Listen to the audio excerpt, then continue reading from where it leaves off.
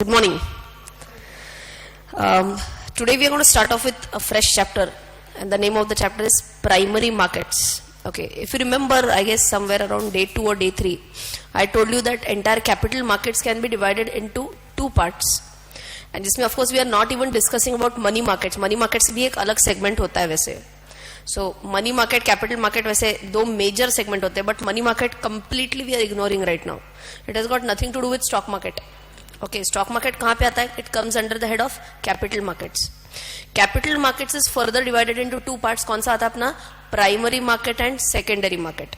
Do you remember what was the difference between primary market and secondary market? Primary market में क्या होता है? Owners of the company are ready to sell the shares to whom? People like you and me. Could it be institutions? Yes, like अगर आपको ये नाम याद है DII, FII, ये सबको शेयर्स बेचने के लिए ओनर्स, प्रमोटर्स रेडी रहते हैं. Okay, in primary markets, if I were to buy shares of any company, can I directly buy from anyone else or I have to buy from the promoters? I have to buy it from the promoters. Okay, अब इसमें दो अलग अलग fundas आ सकते हैं. So थोड़ा ध्यान से सुनो. In, I'm sure you have heard about this term IPO. IPO क्या होता है? Initial public offer. The name itself suggests initial, मतलब क्या? फर्स्ट टाइम कर रहे हैं. फर्स्ट टाइम क्या कर रहे हैं? वो पब्लिक को ऑफर दे रहे हैं. क्या ऑफर कर रहे हैं? शेयर्स ऑफर कर रहे हैं. शेयर्स ऑफर कर रहे हैं मतलब ही can I say they are offering ownership in the company.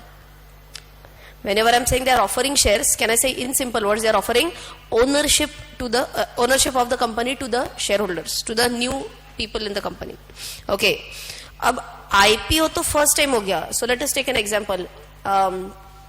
Reliance Industries. Reliance Industries को एक fresh funding की जरूरत है. Example. And they want this fresh funding from people like you and me. Can they come up with an IPO? Can they come up with an IPO? Shall I repeat my question? Reliance Industries है. They are in need of fresh funds. ज़्यादा पैसों की जरूरत है उनको. Can they come up with an IPO? No. Why? They are already listed on the stock exchange. They are already present in the secondary market. जो already secondary market पे है, वो वापस से primary market में नहीं जा सकता है through IPO. Okay, because what it says is it's an initial public offer. First time कर रहे तो. If you remember, I had given you that example also कि कोई भी स्टार है, बॉलीवुड स्टार है, फर्स्ट टाइम जब भी आता है, तब क्या होता है? स्टारिंग. हाँ सॉरी, इंट्रोड्यूसिंग. पहली बार के लिए होता है इंट्रोड्यूसिंग, उसके बाद क्या होता है? स्टारिंग. कुछ वैसे ही है. ये वाला IPO इज व्हाट? इंट्रोड्यूसिंग वाला फंडा. और स्टारिंग वाला फंडा? इंट्रोड्यूसिंग वाला फंडा. बट अगर सेम कंपनी को वापस से people like you and me, institution से, अलग अलग लोगों से पैसा रेज करना है, तो what is the option available with them? They can go head with an NFO. NFO के बजाय better word new fund offer, थोड़ा उल्टा हो गया. FPO is the correct word. NFO मैंने गलती से बोल दिया. That is for mutual funds. Okay, IPO एक होता है, एंड एक होता है FPO. What is FPO? Follow on public offer भी बोलते हैं या फिर फर्दर पब्लिक ऑफर भी बोलते हैं. See this word is common. Public को ही ऑफर किया जा रहा है ना. So if Reliance wants to again have fresh funding, then what will it be called? FPO. FPO मतलब follow on public offer या फिर further public offer. But right now we are going to focus on what? IPO. यहाँ तक भी okay? अब IPO में क्या हो सकता है? Let us understand. Because in IPO only I'm going to come up with one more concept which is known as OFS. नाम सुना है कभी आपने? OFS. Offer for sale. CA intermediate में इसका एक माइनर रेफरेंस आता है. CA फाइनल में भी इसका एक माइनर रेफरेंस आता है. Frankly speaking, even after becoming a chartered accountant, I did not know the exact difference between IPO and OFS. But whenever companies raise funds, बहुत clearly जो एडवर्टाइजमेंट आता है न्यूज़पेपर में, have you seen a newspaper advertisement? बहुत बार आता है ऐसे कि this company is wanting to raise funds. अब raise funds through what? Through IPO लिखा रहेगा या फिर थ्रू OFS लिखा रहेगा. Any idea on what is the difference between OFS and IPO? नहीं, ये तो नहीं बोल दो, मैं बता दूंगी. नहीं पता है? ओके, सो IPO में क्या होता है वर्सेस OFS में क्या होता है? क्विक. IPO में सी फाइनली शेयर्स ही ऑफर करने हैं. फाइनली शेयर्स ही ऑफर करने. शेयर्स आए कहां से इज द क्वेश्चन. शेयर्स आए कहां से is the question. Possibility number 1, promoter के पास अपने जो शेयर्स है, प्रमोटर्स होल्डिंग का जो है, they sell their own stake to people like you and me. That is possibility number 1. Possibility number 2, ध्यान से सुनो क्या होता है. प्रमोटर बोलता है we don't want to dilute our stake, we don't want to sell our own shares. तो कहां से आएंगे शेयर्स? नए शेयर्स बनाओ. क्या ना company make it's shares. Share बना सकती है क्या कंपनी? अपने एडिशनल शेयर्स बना सकती है. इफ यू रिमेंबर, मैंने आपको एक शेयर सर्टिफिकेट बुक भी दिखाया था, याद है ना? डे 2, डे 3 व्हाटएवर, मैंने आपको एक शेयर सर्टिफिकेट प्रॉपर बुक दिखाया था. अब इसमें क्या होता है? कुछ नहीं, नए शेयर सर्टिफिकेट बनाओ. Can company do that? Yes. अच्छा, आपको थोड़ा सा अगर अजीब सा लग रहा है कि घर पे ही शेयर सर्टिफिकेट बनाओ, वैसे काइंड ऑफ अ थिंग, तो प्लीज अंडरस्टैंड, किसी भी कंपनी के बैलेंस शीट में एक होता है ऑथोराइज्ड कैपिटल, एंड एक क्या होता है? Issued capital. सुने ये वर्ड्स? ऑथोराइज्ड कैपिटल एक होता है, एक इशूड कैपिटल होता है. अज्यूम करो authorised capital is 1000, just as an example, authorized capital is 1000 and issued capital till date is only 300. Can I say company does have a margin to issue fresh shares? कितने? 700. उनके पास ये choice तो है, उनके पास ये option तो है. तो दो पॉसिबिलिटीज क्या हो सकती है, थोड़ा ध्यान से सुनो. पॉसिबिलिटी नंबर 1, अच्छा सबसे पहले क्यों कर रहे हैं ये सब, क्या डिस्कशन क्या चल रहा है? Company wants money. Company wants money, तो कहां से उठा सकती है कंपनी पैसा? इसको हम टिपिकली बोलते हैं आइदर थ्रू ओन फंड्स या फिर लोन फंड्स. फंडा बोलो एक बार फिर से. कंपनी पैसा कहां से उठाएगी? आइदर ओन फंड्स या फिर लोन फंड. लोन फंड के बारे में बात चल रही है क्या? नहीं. लोन किससे लिया जाता है? Generally banker. We are not talking about taking a loan from the bank right now. We are talking about taking own funding. Own funding मतलब ओनर्स से लिया हुआ फंडिंग. ओनर्स किधर है? लेकिन इधर जो नए शेयर होल्डर्स आएंगे वो भी तो ओनर्स ही बनने वाले हैं ना. सो कह रहे हैं I am taking the funding no one but from the owners of the company. अब ये ओनर्स से जब हम फंडिंग लेंगे तो उनको कुछ तो बदले में देना पड़ेगा. हम अगेन डे 2 है शायद, ये डे 2 या डे 1, बदले में क्या देते हैं हम उनको? शेयर सर्टिफिकेट देते हैं. And do we promise any return? Do we guarantee any return? या फिर इच्छा है तो दे देंगे, ऐसे बोलते हैं रिटर्न. रिटर्न क्या होता है? शेयर्स के ऊपर रिटर्न क्या होता है? डिविडेंड. सो कंपनी क्या बोल सकती है? गारंटीड डिविडेंड देंगे या फिर हमारा चॉइस रहेगा? चॉइस रहेगा. यहां तक याद है ना?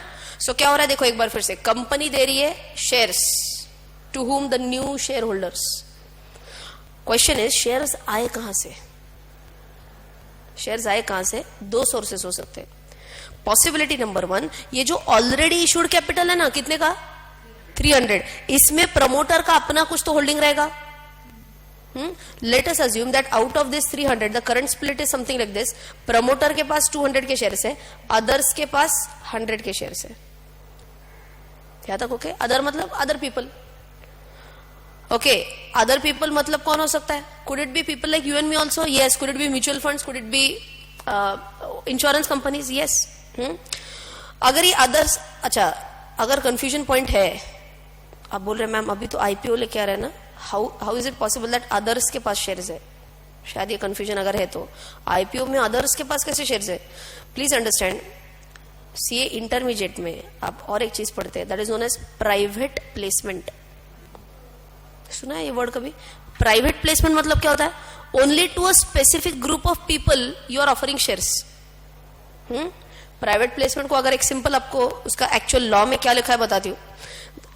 सिंगल टाइम जब आप प्राइवेट प्लेसमेंट कर रहे हो तो that number should not be more than 200 members. Not more than 200 members you can issue shares. Old companies act में ये 50 का लिमिट था. 50 का लिमिट अब 200 हो चुका है. In simple words let us understand an example. ध्यान से सुनो. मेरी कंपनी है expert professional academy private limited है. अब एकदम सीक्वेंस में लेके जा रही हूँ, so full focus. What is the name of my company? Expert professional academy private limited. मुझे थोड़ी सी ज्यादा फंडिंग चाहिए, बहुत ज्यादा फंडिंग नहीं चाहिए मुझे. ओके, थोड़ी सी ज्यादा फंडिंग चाहिए. तो what I can do, tell me. Can I ask a group of people to come to me and listen to my presentation? अब मैं क्या करूं, एकदम ध्यान से सुनो, एकदम प्रैक्टिकली ये सब होता है. एक बार फिर से, who am I? I am expert professional academy private limited. मुझे थोड़े पैसों की जरूरत है. Am I going to take loan fund और am I going to take own fund? I am going to take own fund. Own fund के लिए मैंने क्या किया, आप सब 50 लोग हैं, मैंने आपको बुलाया, मैंने कहा ना मुझे पैसों की जरूरत है, आप मुझे पैसे देंगे क्या? आप बोलेंगे क्या करती क्या है कंपनी आपकी, कुछ तो बताओ कंपनी के बारे में. So I give a good presentation to, ये कंपनी ऐसे ऐसे करती है. आपको अच्छा लगा, you say okay we are ready to invest in the company. आप पूछ रहे हमको क्या मिलेगा. I am telling you that I will give you the ownership in my company directly. You will become the part owners of my company. अच्छा लग रहा है डील? हाँ बोलो, डील अच्छा लग रहा है ना. Everyone wants to become owner of my company. Yes. सो आप मुझे क्या दोगे? मनी, पैसा. What will I give you? Shares. अभी भी मेरी प्राइवेट लिमिटेड कंपनी या बन गई पब्लिक लिमिटेड? प्राइवेट लिमिटेड है. क्यों? नॉट मोर देन 200 मेंबर्स का एक प्राइवेट गैदरिंग बुलाया था मैंने. एंड मैंने इसको कौन सा प्लेसमेंट बोलते हैं? I call it as a private placement. अभी भी ये कंपनी पब्लिक नहीं है, अभी भी ये कंपनी प्राइवेट ही है. आप सिर्फ 50 लोग हैं जिनको मैंने ये प्राइवेट प्लेसमेंट किया था. यहां तक भी ओके? पक्का? आप सबको मिलके मैंने कितने शेयर्स दिए? आप सबको मिलके मैंने कितने शेयर्स दिए? 100. मेरे पास कितने? 200. टोटल मिला के कितने शेयर्स इशूड है कंपनी के? 300. What is authorised capital? 1000. Flow में अभी तक क्लियर है? पक्का? Still am I a private limited company और a public limited company? Still I am a private limited company. 2-3 साल और गुजर जाते हैं. My company is doing really well. Now I should say our company is doing really well because you are also the shareholders of the company. So company को और भी बड़ा होना है अभी. So you all say let us take fresh funding. और पैसा उठाते हैं और एक्सपांड करते हैं. अब मैं बोलती हूँ अब फ्रेश फंडिंग. नाउ जितने भी जाने पहचाने लोग थे उन सबसे पैसा तो ऑलरेडी उठा लिया. So you all say let us go on a big scale. Big scale मतलब क्या करना पड़ेगा? We'll have to come up with an IPO. Again, can a private limited company directly go ahead with an IPO? No. उसके बीच में एक step आ गया, फिर convert the private limited company into a public limited company. ठीक है, वो भी हमने करवा लिया. थोड़ा फास्ट फॉरवर्ड में जा रहे हैं. हो गया अपना public limited. Okay. And once our company has become public limited, now we want that we should raise money not only from known people but it could be even unknown people all over India. इसीलिए हम क्या लेके आते हैं? IPO लेके आते हैं. अब सवाल ये पैदा होता है कि 300 शेयर्स ऑलरेडी इशूड है. अब ध्यान से, 300 शेयर्स ऑलरेडी इशूड है. मेरे पास कितने हैं? मेरे पास कितने हैं? 300 में से मेरे पास कितने हैं? 200. P was promoter. Okay. Others आप सबके पास कितने हैं? 100. सवाल ये आता है कि इंडिया के लोगों को जब हम ये शेयर्स ऑफर कर रहे हैं, कौन से शेयर्स ऑफर कर रहे हैं इनमें से? Promoter. Possibility number 1. Possibility number 1 क्या मैं बोलती हूँ कि मेरे ही 200 शेयर्स में से I will let us say issue 100 shares. Just as an example, I am ready to issue 100 shares. And बदले में और पैसा रेज करेंगे. Possibility number 1. पॉसिबिलिटी नंबर 2 क्या हो सकती है? बोलो फटाफट. जो अनइशूड कैपिटल है, कितना अनइशूड कैपिटल दिख रहा है आपको? 700 का अनइशूड है ना. ऑथोराइज कितना है? 1000 है. इशूड कितना है? 300. How much more shares can be issued? 700 shares और भी दिए जा सकते हैं. So possibility number 2 is that 700 shares जो अनइशूड है वो इशू करवा लेते हैं. डिफरेंस क्लियर है? केस नंबर 1 में क्या हुआ? Who is issuing the shares? I mean किसके हिस्से से शेयर्स इशू किए जा रहे हैं? प्रमोटर खुद अपने शेयर बेच के पैसा उठा रहा है. Possibility number 2. Possibility number 2, unissued shares जो है वो पैदा करके अनइशूड को इशू किया and then we are raising money. ये क्यों बताया मैंने? क्योंकि केस नंबर 1 जो होता है, ध्यान से, केस नंबर 1 जो होता है, where promoter sells his stake and raises funds, that is known as OFS. OFS, offer for sale. लिखवाऊंगी, पहले समझ लो. That is known as offer for sale. ठीक है. And whenever only IPO term is used, IPO मतलब क्या हो रहा है? Fresh shares, unissued shares जो है, fresh shares issue किए जा रहे हैं to people like you and me. एकदम क्लियर है कंसेप्ट दोनों में. अदरवाइज बहुत बार होता है कि न्यूज़पेपर में एडवर्टाइजमेंट आएगा, दिस इज एन OFS. लोगों को लगता है कुछ तो अलग हो रहा है. कुछ अलग नहीं हो रहा है. Only who is issuing shares, उसमें सिर्फ फर्क आ रहा है. पक्का क्लियर है? Yes. So let us write down these 2 points, IPO and OFS. सबसे पहले लिखते हैं आईपीओ. आईपीओ हमने ऑलरेडी लिखा है कि नहीं लिखा है? अपने टर्मिनोलॉजीज में लिखा है, डिटेल में नहीं लिखा है. ओके ठीक है. But then what we can do is IPO versus OFS. ऐसे करते हैं, IPO versus OFS.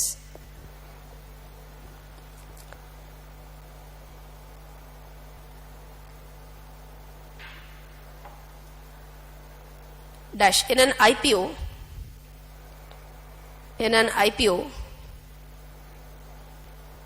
fresh shares are issued. In an IPO, fresh shares are issued out of what? Tell me. Out of promoters holding or out of unissued capital? Out of unissued capital.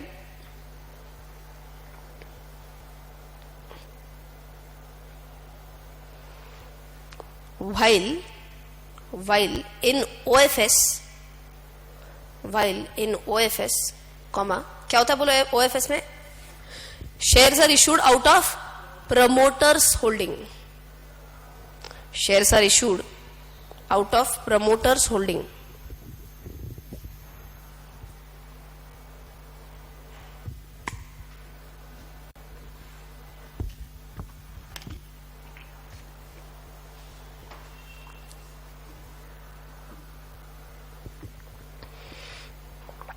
ठीक है, quickly example लिख लेते हैं. Authorise capital 1000, authorise capital 1000, issued capital 300, 300 split into 2, promoters others. promoters का कितना है? promoter का है 200, others 100.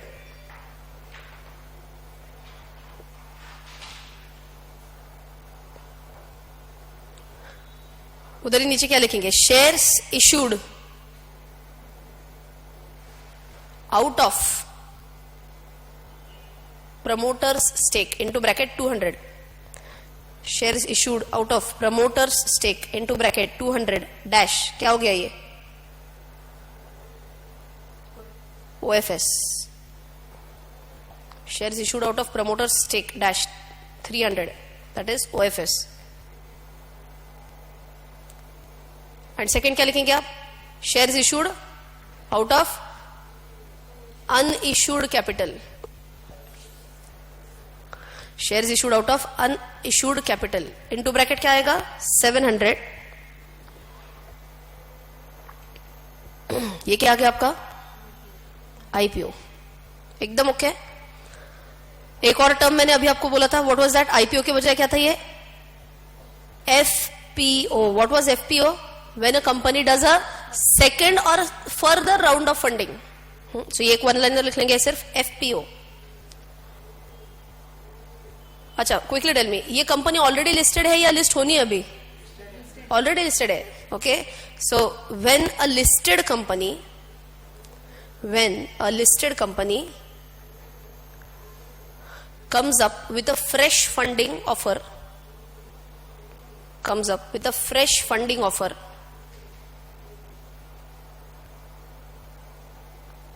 it is known as क्या? FPO का full form either follow on या फिर further. Follow on public offer और फर्दर पब्लिक ऑफर. इसको एक बार तो अपना मोबाइल बजाना ही होता है रोज. फॉलो ऑन पब्लिक ऑफर या फिर further public offer.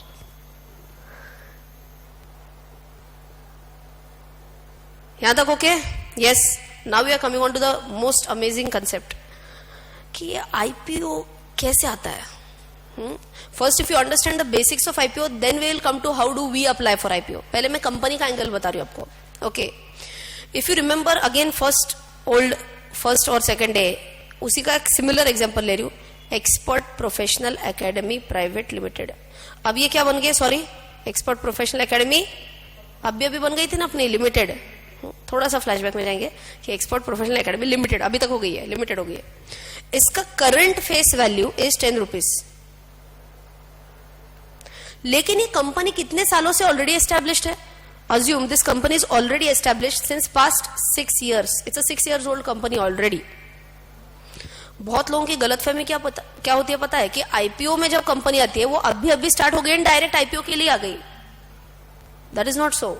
There are very strict norms of SEBI जो बोलते हैं कि 3 साल के आपको बैलेंस शीट, 5 साल का आपका P&L, ऐसे कई सारे उनके रेगुलेशंस होते हैं. Otherwise what could happen? Understand, इसमें कितनी चीटिंग हो सकती है. Any person will float a company. Company float करने के लिए कितना लगता है? 2,000-3,000 रुपए में आराम से कंपनी बन सकती है.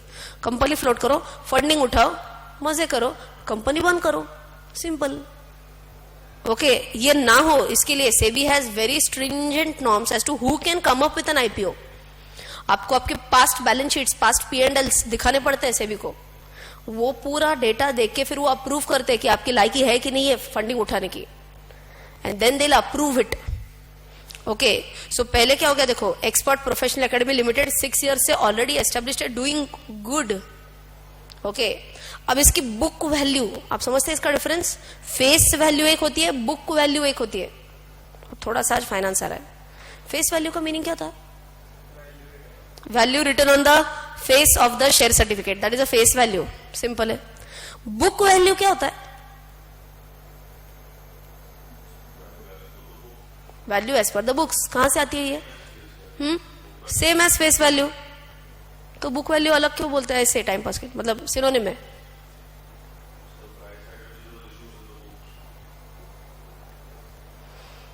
We have CA final students in the class.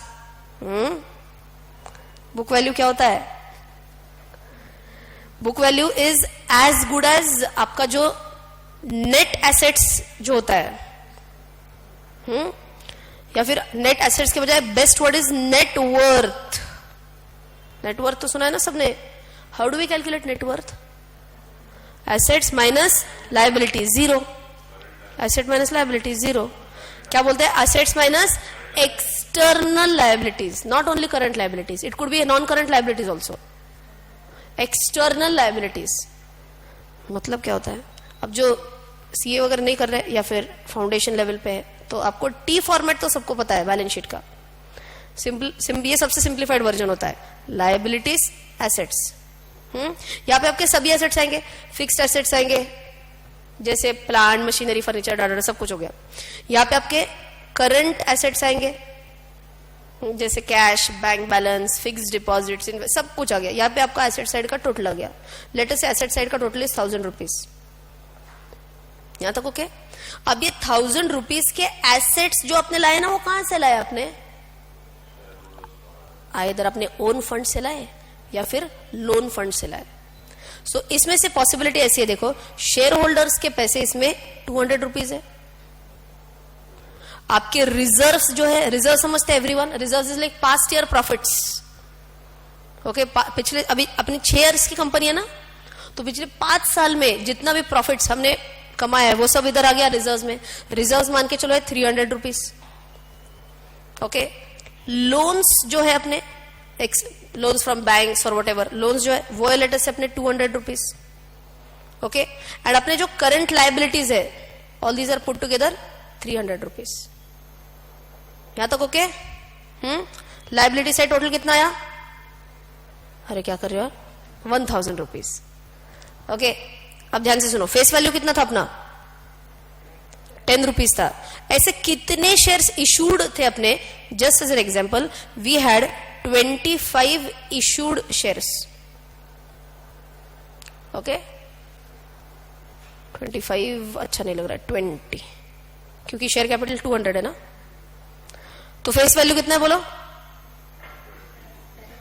10 face value है ना. 10 फेस वैल्यू है, नंबर ऑफ शेयर्स इशूड 200 है. आ गया ना टोटल अपना 200. 20 into 100, your share capital is 200. इतना बेसिक समझ में आता है ना? पक्का? यस. Okay, very good. अब फेस वैल्यू कितना है बोलो फटाफट एक बार फिर से? 10. अब बुक वैल्यू निकालने जा रहे हैं. इसकी बुक वैल्यू कैसे निकालते हैं? Assets minus external liabilities. Assets कितने फटाफट? 1000. एक्सटर्नल लायबिलिटीज कितना है? 500. बचे कितने? 500. That is nothing but your net worth divided by how much? Number of shares. मतलब कितना हो गया? 20. कितना आ गया आपका? 25 is your book value. Intrinsic value भी बोलते हैं उसको कभी कभी. हाँ, अब याद आया. Book value same as face value. ऐसा नहीं होता है. Okay, so have you understood the difference? भले ही आप कॉमर्स में एकदम भारी नहीं है, भले ही फाउंडेशन लेवल पे है, बट दैट इज ओके, आपको ये बेसिक समझ में आना चाहिए. एसेट साइड होती है, लायबिलिटी साइड होती है. एसेट साइड का टोटल लिया है, माइनस क्या किया, एक्सटर्नल लायबिलिटीज किया. That is nothing but your net worth divide by number of shares. आगे आपका बुक वैल्यू. यहां तक ओके? इसका मतलब क्या हुआ? देखो, आज एक्सपर्ट एकेडमी के प्रमोटर्स बोल रहे हैं कि आज अगर हम ये कंपनी बेचने के लिए जाते हैं तो we should not get money as number of shares multiplied by face value. नहीं, हम फेस वैल्यू से नहीं लेंगे पैसे. क्यों? हमारी आज नेटवर्थ जो है ना, वो 10 रुपए के 10 रुपीज पर शेयर वाली नहीं है. हमारी नेटवर्थ 25 रुपीज पर शेयर जितनी बन चुकी है ऑलरेडी. हमने उतना बिल्डअप किया, हमने उतने एसेट्स बिल्डअप किया, हमने उतने रिजर्व्स बिल्डअप किए. ओके, बात यहां तक समझ में आ रही है? What happens, understand? हम सब प्रमोटर्स थे एक्सपर्ट एकेडमी के. At some point of time some people of us might feel कि इतना जो जंप लिया ना ऑलरेडी फ्रॉम 10 to 25, इसके आगे जाने के चांसेस नहीं है इस बिजनेस को. बिजनेस इतना ही बड़ा हो सकता है, इससे ज्यादा बिजनेस बड़ा नहीं हो सकता है. ओके, इसीलिए आप में से कोई प्रमोटर्स चाहते हैं that we want to sell off our shares and we want to quit Expert. Possible और नॉट पॉसिबल? यस, आप में से कोई लोगों को ये 2-4 इधर आपको लग रहा है कि we should sell off the shares of Expert and quit Expert. क्या ये प्राइवेट लिमिटेड कंपनी में पॉसिबल होता है क्या? सेल ऑफ करो किसी को भी, कौन लेगा आपसे? कोई नहीं जानता एक्सपर्ट को, कौन लेगा आपसे ये शेयर्स? सो इसीलिए to have good liquidity of shares, company क्या सोच सकती है? Let us go in for an IPO. अच्छा, आईपीओ में जाने के बाद अगर आपको आपके शेयर्स बेचने हैं तो आप किसको बेचेंगे? पब्लिक को. तो ये थोड़ा सा ओएफएस टाइप भी जा सकता है then instead of IPO, because आप प्रमोटर्स, आप सेल कर रहे हो अपने स्टेक को, तो वो वाला पार्ट ओएफएस टाइप जाएगा. अगर किसी को भी नहीं बेचना है शेयर्स, फिलहाल नहीं बेचना है, तो अनइश्यूड कैपिटल से बेच के आईपीओ आ सकता है. लॉजिकली टेल मी, आईपीओ में एक नया टर्म और आ जाता है, this is known as issue price. ठीक है, इश्यू प्राइस. इश्यू प्राइस मतलब पर शेयर आप कितने में ऑफर करना चाह रहे हो. हु कैन टेल मी? 10 रुपए में ऑफर करेंगे हम सब प्रमोटर्स हैं, हमारी मीटिंग चल रही है, हम सब 10 रुपए में ऑफर का फेस वैल्यू तो 10 रुपए ही है ना. कम से कम कितना चाहिए अपने को? कम से कम 25 चाहिए यार. अपना नेटवर्थ ही 25 रुपए का है, कौन 25 के नीचे बेचेगा? हम पागल थोड़ी ना. मिनिमम शुड बी 25, बट ये दिल मांगे मोर. अपने को पता है अपना नेटवर्थ 25 है. This is the current value. जो इन्वेस्टर्स अपने कंपनी में आ रहे हैं उनको हमको ये कन्विंस करना है, थोड़ा मार्केटिंग करना है ना. मार्केटिंग क्या करना है? देखो 6 साल पहले 10 था, आज 25 है. In 6 years we have grown 2.5 times. तो आप अगर मेरे कंपनी में इन्वेस्ट कर रहे हो तो are you investing only for 1 day 2 day और with a long term perspective? Long term perspective. तो देखो शेयर होल्डर्स, नए शेयर होल्डर्स, उनको कन्विंस करना है कि 25 रुपए की वर्थ नहीं है वैसे, ये इससे कई ज्यादा वर्थ है हमारी कंपनी का. ओके, इसके लिए let me go just 1 step deeper into accounting perspective. जो लोग सीए कर रहे हैं उनको तो 1 सेकंड में समझ में आएगा कि ये जितने भी एसेट्स हमने बुक किए ना, मशीनरी बुक किया, लैंड बुक किया. आई give a simple example of land. हमने मान के चलो लैंड एक्वायर किया था या फिर बिल्डिंग हमारे पास थी, क्लासरूम्स हमारे पास थे. क्लासरूम कब परचेज किए? 6 साल पहले. ये जो वैल्यू इधर दिख रही है, ये कौन सी वैल्यू है? 6 साल पहले की वैल्यू है. Now you only tell me, 6 साल पहले का बिल्ड इस क्लासरूम का वैल्यू एंड आज का इस क्लासरूम का वैल्यू ऑब्वियसली ज्यादा है, अलग है. Land we always learn is an appreciating asset. Land की वैल्यू बढ़ती जाती है. अपना क्लास प्रीमियम एरिया में आता है पुणे में. तो प्रीमियम एरियाज में अगर आपकी कोई प्रॉपर्टी है तो प्रॉपर्टी की प्राइस जनरली अप्रिशिएट होगी. तो हम फ्यूचर शेयर होल्डर्स को क्या कन्विंस कर रहे हैं? 25 रुपए की जो वैल्यू है ना, ये करंट वैल्यू वाली नहीं है, ये तो 6 साल पुराने वाले वैल्यूएशन का है. फिर भी देखा जाएगा तो इसी को हम अकाउंटिंग में हिस्टोरिकल कॉस्ट कन्वेंशन बोलते हैं. हाँ, 11th स्टैंडर्ड में पढ़ा था, तब तो कुछ समझ में ही नहीं आया था उसका मीनिंग क्या रहता है, उसका सिग्निफिकेंस क्या रहता है. आज सिग्निफिकेंस समझ में आ रहा है. हिस्टोरिकल कॉस्ट कन्वेंशन मतलब क्या? जिस प्राइस पे आपने बाय किया था उस प्राइस पे रिकॉर्ड होता है बुक्स ऑफ अकाउंट्स में. बट क्या आज उस बिल्डिंग का, क्या आज उस लैंड का इतना ही वैल्यू है या डेफिनेटली बढ़ गया होगा? डेफिनेटली बढ़ गया होगा. सो अब हम क्या कन्विंस कर रहे हैं न्यू शेयर होल्डर्स को, ये दिखने में तो 25 दिख रहा है बुक वैल्यू, बट डेफिनेटली इससे ज्यादा है. So we promoters we would like to take a meeting लेंगे एंड हम डिसाइड करेंगे कि क्यों ना कोई वैल्यूअर को अपॉइंट करें. वैल्यूअर समझते, द वर्ड इटसेल्फ सेज कोई वैल्यूअर होगा जो क्या करेगा. वैल्यूअर अपने बिजनेस का करंट वैल्यूएशन निकालेगा, not from historical cost convention method, but आज के वैल्यू के हिसाब से वैल्यूएशन निकालेगा. And then just as an example, अगर उसका वैल्यूएशन निकल के आता है 75 rupees, just as an example, okay, don't ask me कहां से आया 75. उसने अपने कंपनी का वैल्यूएशन किया एंड वो बोला आज के हिसाब से आपकी कंपनी की वैल्यू कितनी आनी चाहिए, आइडियली 75 रुपीज आनी चाहिए. अच्छा, उसको पता है 75, अपने को लग रहा है 75, but people should be willing to invest at 75 ना. कौन पीपल? जो न्यू शेयर होल्डर्स है, पब्लिक जो है, even it could be new institutional investors. अच्छा, वो क्या सोचेंगे, फेस वैल्यू कितनी आपकी 10, कितने में बेच रहे हो 75, पागल हो क्या. You are issuing at a premium of how much rupees, 65 rupees premium पे बेच रहे हो यार आप.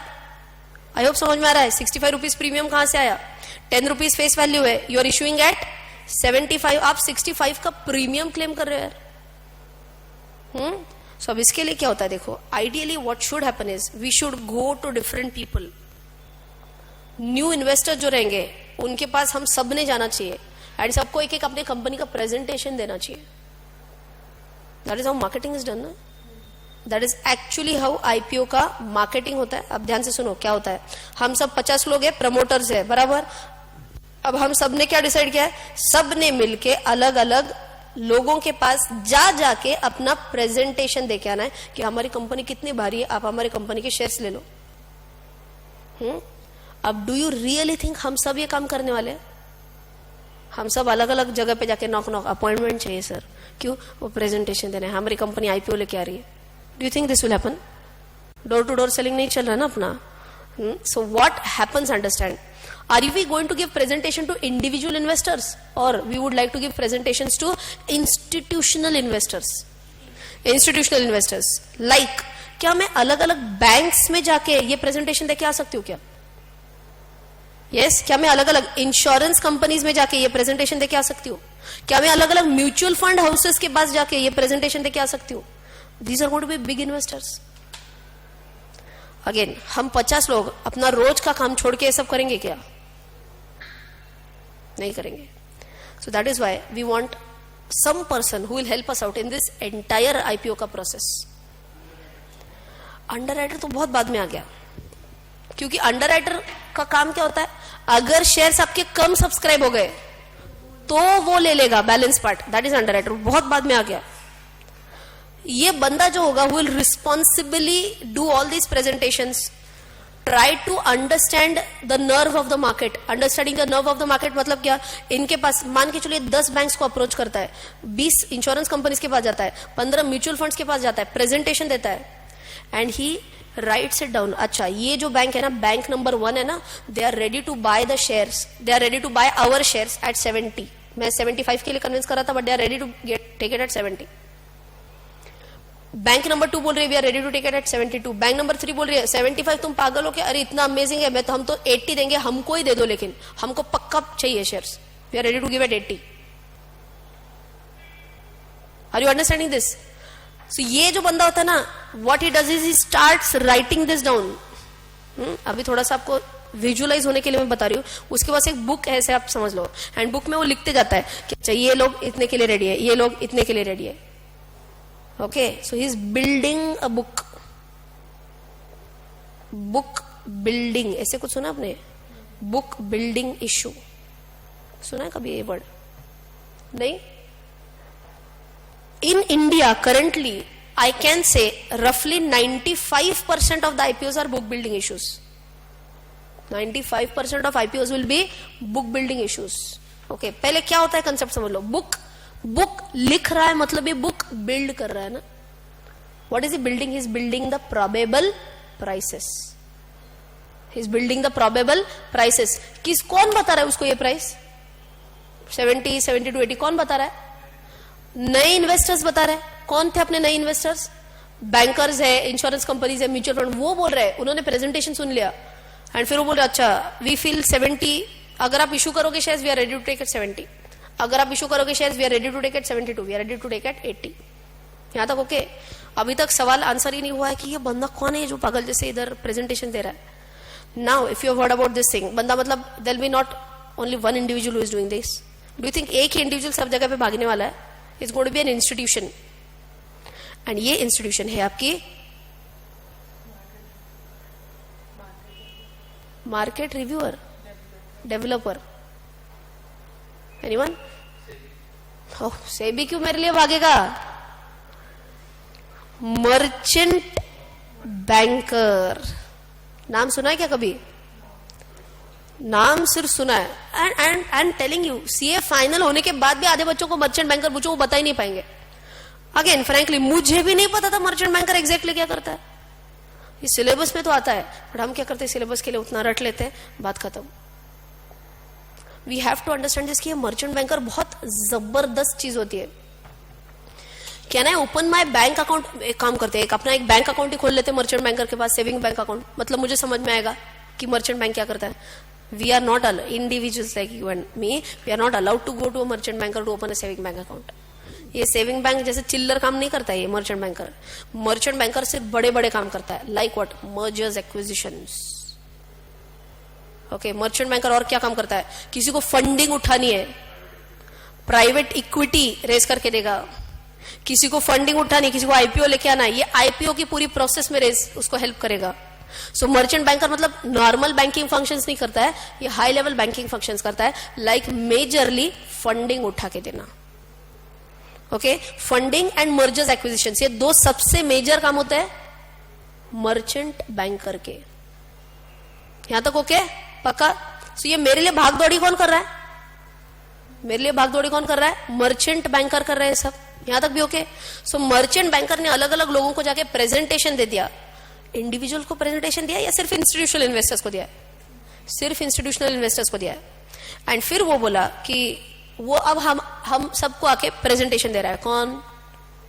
Merchant banker. ये बोल रहा है कि मैं इन सबको विजिट करके आया, and on an average people are ready to pay somewhere between 70 to 80 for our company share.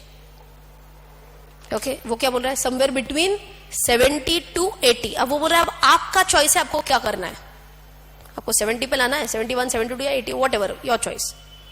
अब हम क्या करते हैं, ये बुक बिल्डिंग इशू जो होता है ना, ये मैंने आपको सिर्फ टर्म इंट्रोड्यूस किया था. एक्चुअली इसके बाद चालू होता है बुक बिल्डिंग प्रोसेस. मतलब क्या होता है? Now understand. अभी तक ये 70 to 80 जो रेंज दिया, वो किसने दिया हमको रेंज? मर्चेंट बैंकर ने दिया. उसने मन से लाया क्या ये देने के पीछे किन सब का हाथ था? इंस्टीट्यूशनल इन्वेस्टर्स का था मेजरली. ओके, बट अब क्या होता है? नाउ आई से कि let me come up with an IPO and let me ask the actual investors. अच्छा, ये एक्चुअल इन्वेस्टर्स है, ये वुड बी इन्वेस्टर्स है? वुड बी जो सिर्फ इंटरेस्ट दिखा रहे हैं कि हाँ हम शायद इन्वेस्ट कर सकते. ओके, अब मैं क्या करती हूँ? अब मैं बोलती हूँ I will actually come up with an IPO now. जब मैं आईपीओ लेके आऊंगी तब मैं people like individuals, people like even institutional investors, इनको जब मैं एक्चुअल ऑफर कर रही हूँ आईपीओ में, तब मैं इनको बोलती हूँ आपको मेरे कंपनी में इन्वेस्ट करना है, बिंदास करो. सब पूछ रहे कितना भाव है, कितने में इन्वेस्ट करने को मिलेगा. मैं बोलती हूँ you decide my worth rather than me telling you my worth. मतलब I tell them that new term आ रही है, my price band is ₹70 to 80. आप चूज करो आपको इसमें से कौन सा अमाउंट अच्छा लगता है. ओके, बहुत प्रैक्टिकल चल रहा है ये. whenever you want to invest for any IPO, I'm again repeating, 95% of the IPOs will be book building IPOs जिसमें प्राइस बैंड कॉन्सेप्ट आता है. प्राइस बैंड कॉन्सेप्ट में क्या रहेगा? Does the promoter tell you हमारे कंपनी का ये share का प्राइस है, आपको इन्वेस्ट करना है करो, नहीं तो बाय बाय. या फिर प्रमोटर बोलता है आप भी हमारे ओनर हो, आप डिसाइड करो आपको क्या लगता है हमारा worth. Being so humble. So फटाफट बोलो कौन सा वाला प्राइस रहेगा? 75 डायरेक्टली या फिर 70 to 80? कुछ तो ऐसे बोल रहे हैं.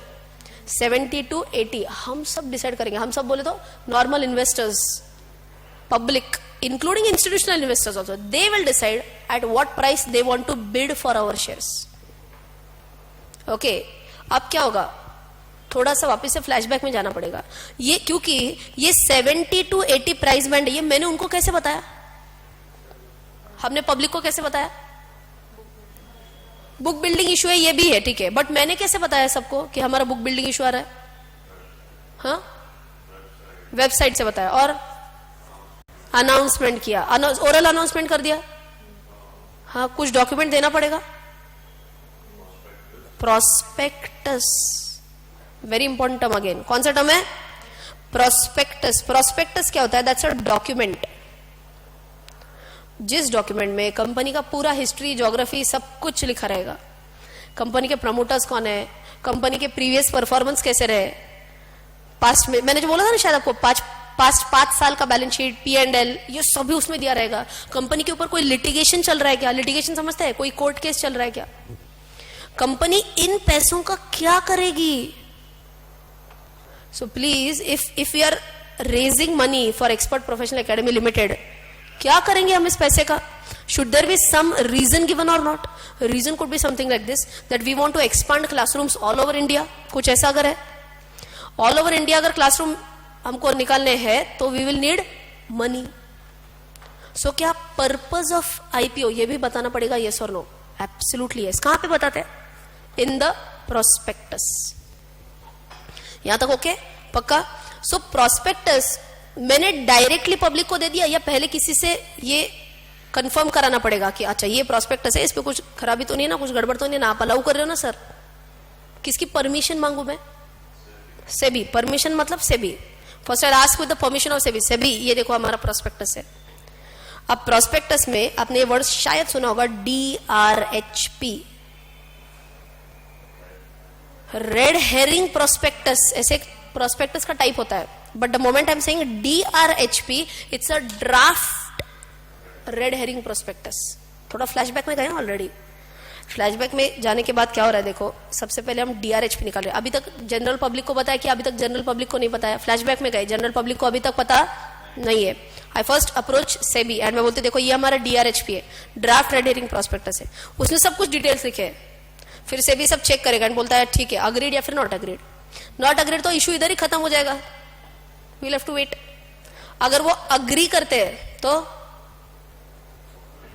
Will go ahead and will draft our red herring prospectus. So step number 1 will be DRHP, अगर उन्होंने फाइनलाइज हो गया तो step number 2 will be RHP। RHP क्या होता है? Red herring prospectus. प्रोस्पेक्टस मतलब क्या है? सिंपल है, ऑफर डॉक्यूमेंट है।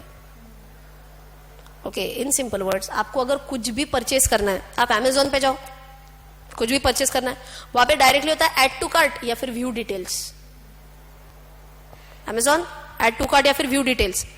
व्यू डिटेल्स पे अगर क्लिक करेंगे तो क्या आएगा? प्रोडक्ट के पूरे स्पेसिफिकेशंस आएंगे ना, कि ऐसा है वैसा है, इतना कैपेसिटी है, ये है वो है। प्रोस्पेक्टस क्या है? ऐड टू कार्ट है या prospectus is view details? First view details है, पहले पढ़ो कंपनी क्या करती है, क्या बिजनेस क्या है, कितना कितना एक्सपेंशन है उनका, ये सभी हम RHP में पहले पढ़ सकते हैं। यहां तक भी ओके क्या? ओके, बट वेट, RHP में तो क्या क्या डिटेल्स आएंगे ये मैंने बताया, बट और एक दो बहुत इंपॉर्टेंट डिटेल्स RHP में जो आते हैं, दैट इज ये पूरी इशू हैंडल करने के लिए क्या हमको एक बैंकर की जरूरत होगी क्या? बैंकर की जरूरत क्यों होगी बोलो? People, general people like you and me, if we were to invest in this IPO, हमको पैसा तो जमा करना पड़ेगा ना।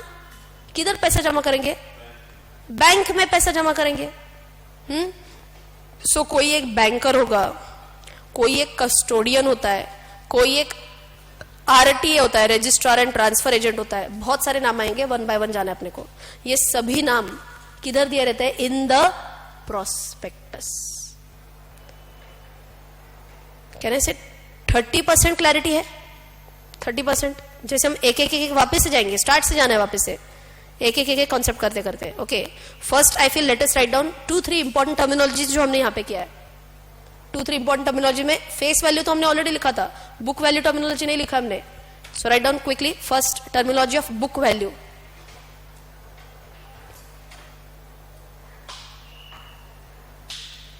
बुक वैल्यू का सिंपल मीनिंग क्या बोला मैंने? Net worth. Book value is your net worth. And how do you calculate that? Assets minus external liabilities.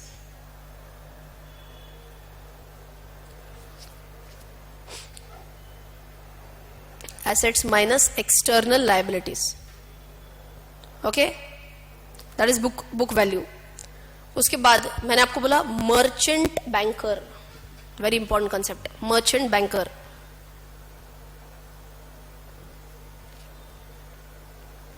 क्या करता है? Merchant banker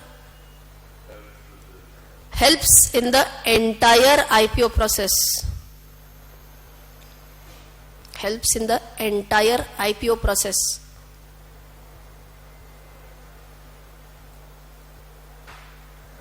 And he is almost like a single point of contact. कुछ भी हो जाता है मर्चेंट बैंकर कंपनी के angle से, कंपनी के एंगल से, not from investors angle. Like a single point of contact होता है. नहीं लिखा तो भी चलेगा. मर्चेंट बैंकर मेनली दो काम कौन से करता है? Two major things which a merchant banker does: mergers and acquisitions, and second one is funding. ये आपको एडिशनल इन्फॉर्मेशन के लिए, nothing to do with an IPO. So merchant banker generally performs two major functions.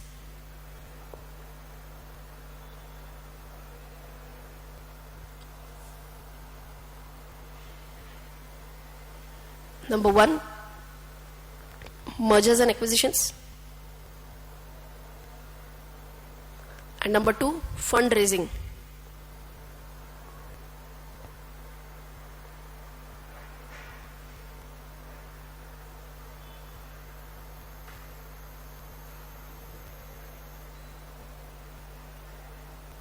यहाँ तक okay? Yes. उसके बाद book building issue. Book building issue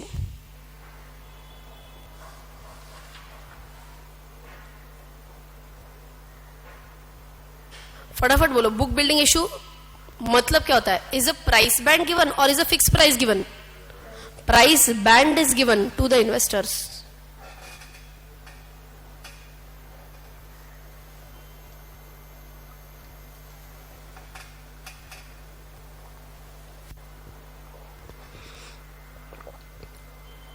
To apply for shares. To apply for shares.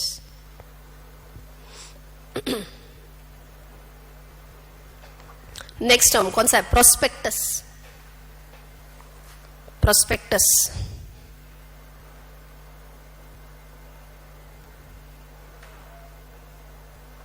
Prospectus में क्या बोला मैंने? Can I say it's an offer document. Offer document wherein all details of the company, all major details लिखो, all major details of the company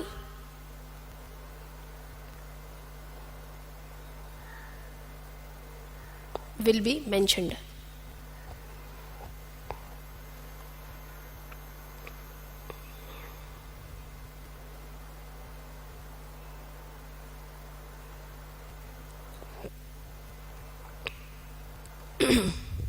अभी तक basic चीजें clear है?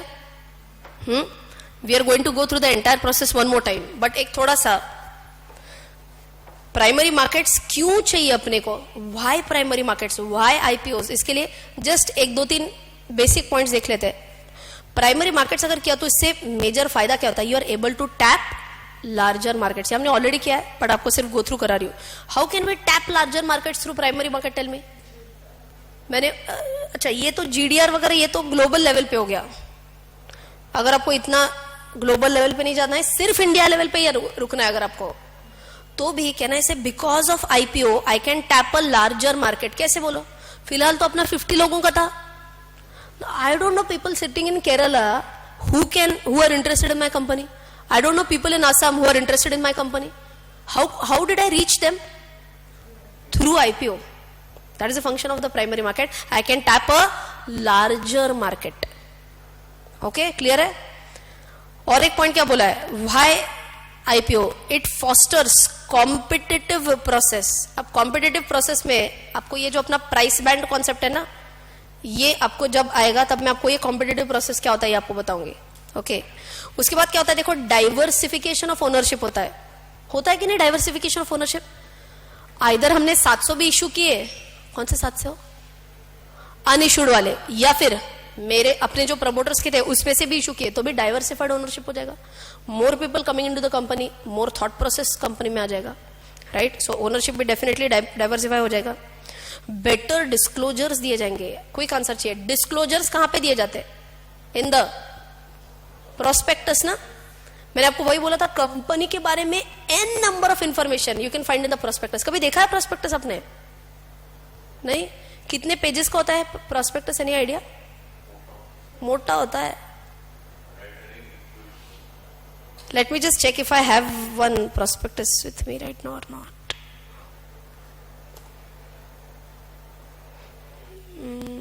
शायद होना मुश्किल है, but let me just check.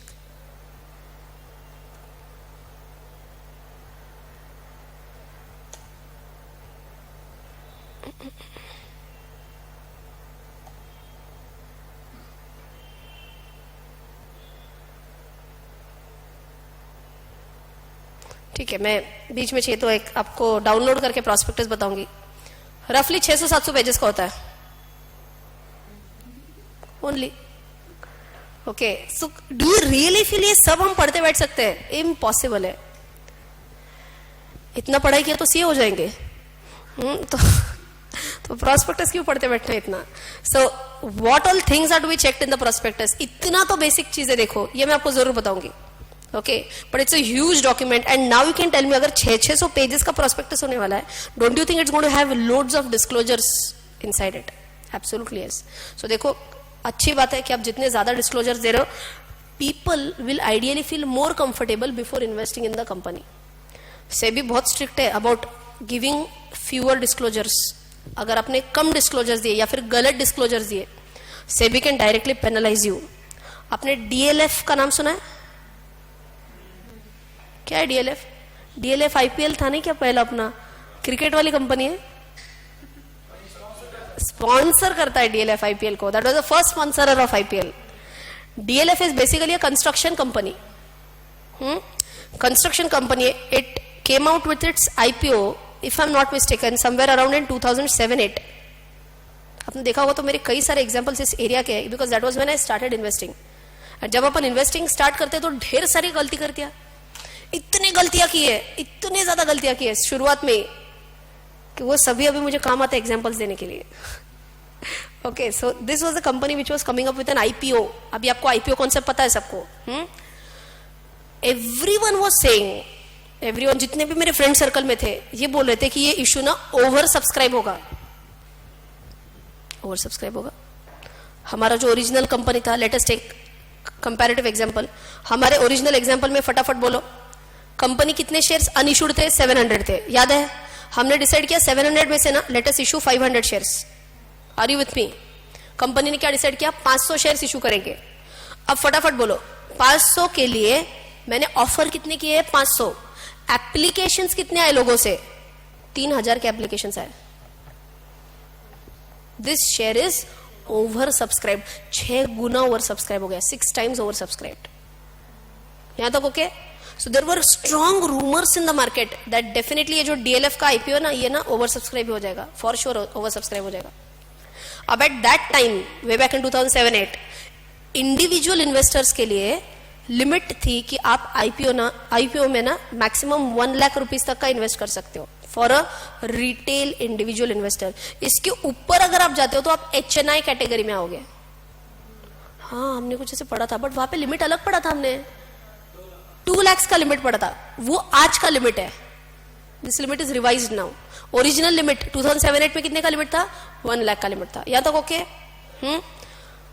Strong rumours ये चल रहे थे, जैसे मैंने आपको 6 टाइम्स ओवर सब्सक्रिप्शन बोला, वैसे ऐसे बहुत स्ट्रॉन्ग रूमर्स चल रहे थे कि डीएलएफ का आईपीओ है ना, वो 10 टाइम्स ओवर सब्सक्राइब पक्का होगा. इतना स्ट्रॉन्ग रूमर्स चल रहे थे, 10 times over subscription. So let us try to understand this funda. 10 times over subscription होगा मतलब इन्वेस्टर को क्या इंपैक्ट होता है? मान के चलो, person like me, if I put an application कि मुझे ना डीएलएफ के शेयर्स चाहिए, मैंने एप्लीकेशन डाला. कितने के लिए एप्लीकेशन डाला मैंने? 1 लाख के लिए एप्लीकेशन डाला. तो मुझे कितने वर्थ के शेयर्स मिलने के चांसेस है? नहीं समझ में आ रहा है? एक बार फिर से इशू प्राइस के बारे में बात नहीं चली। इशू के लिए उन्होंने कितना इशू किया है बोलो, कितना भी इशू करने दो। रूमर्स कितने हैं अभी? रूमर्स क्या है कि ये 10 टाइम्स ओवर सब्सक्राइब होगा। ओके 10 टाइम्स ओवर सब्सक्राइब होता है तो क्या होता है बोलो, जितने के लिए भी शेयर्स मैंने अप्लाई किए उसका मुझे कितने मिलने के चांसेस है? 1/10 मिलने के चांसेस है। Just as an example, company comes up with an IPO of 500 shares, 10 times over subscribe होता है, मतलब क्या 5000 के लिए एप्लीकेशंस आएंगे। 500 ऑफर के लिए 5000 से एप्लीकेशन आ गए, तो प्रो रेटा अलॉटमेंट अगर मैं करती हूं तो 1/10 मिलेगा सबको। यहां तक भी ओके? पक्का? सो अब क्या होता है देखो, 10 टाइम्स ओवर सब्सक्राइब होगा, ये बहुत स्ट्रॉन्ग रूमर था।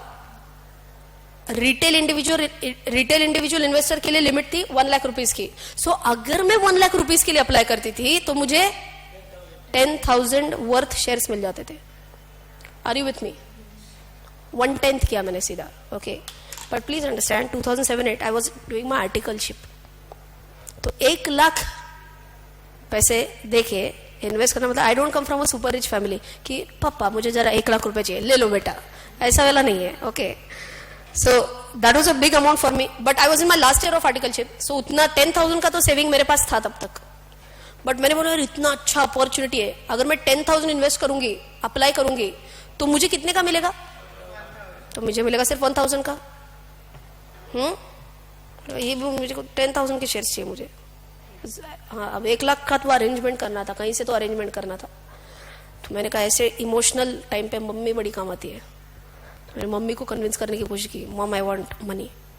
मम्मी बोली ठीक है पैसा चाहिए ना, कितना? उसने उसकी पर्स निकाली बेचारी ने, उसको लगा पैसा चाहिए मतलब कुछ 100-200 रुपये। तो बोले कितना चाहिए? मैंने कहा 1 लाख। उसने वो पर्स बंद कर दिया और बोला डॉक्टर के पास जाना है क्या?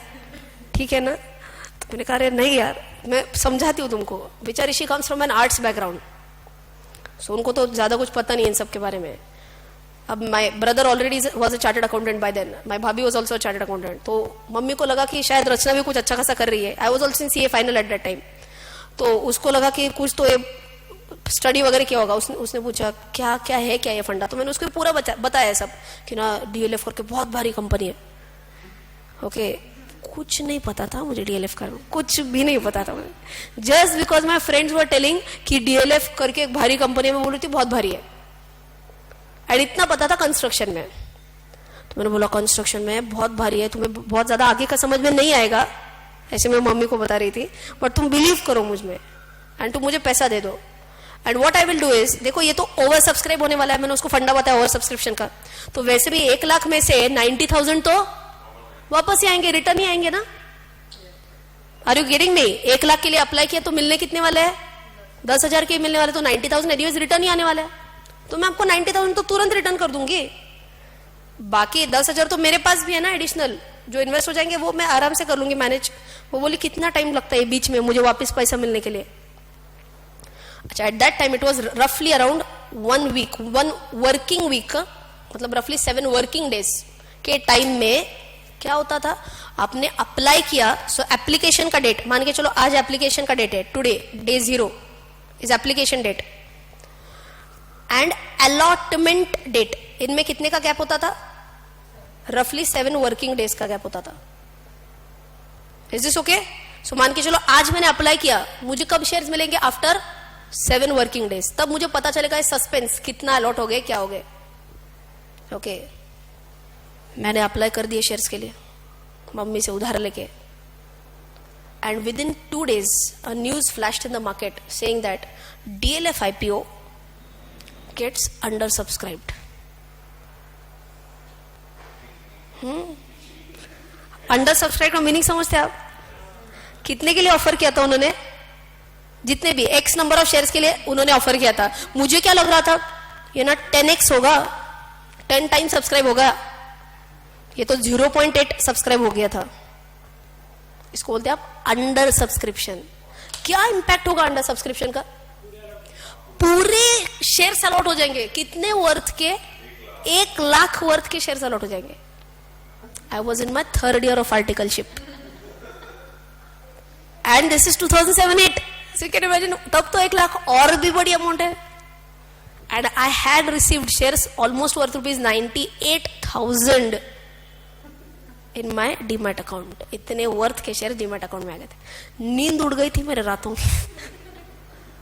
मम्मी बोल रही थी ज्यादा टेंशन मत ले. मैंने कहा टेंशन मत ले, मतलब आपके पैसे लौटाने तो है, मैंने मेरे रिस्क पे लिए. मम्मी बोली गलती हो गई थी. मैंने कहा हाँ वो तो हो ही गई है यार, बट अभी कुछ तो करना पड़ेगा मुझे. तो मैं बस रोज भगवान से प्रार्थना कर रही हूँ, बस एक जो लिस्टिंग प्राइस आएगा उसका लिस्टिंग प्राइस अच्छा आने दो. Okay, so coming back to listing price concept, उसके लिए इशू प्राइस आपको पता होनी चाहिए ना. ओके, इशू प्राइस कंपनी ने बोला था we are issuing the shares at 550 rupees per share.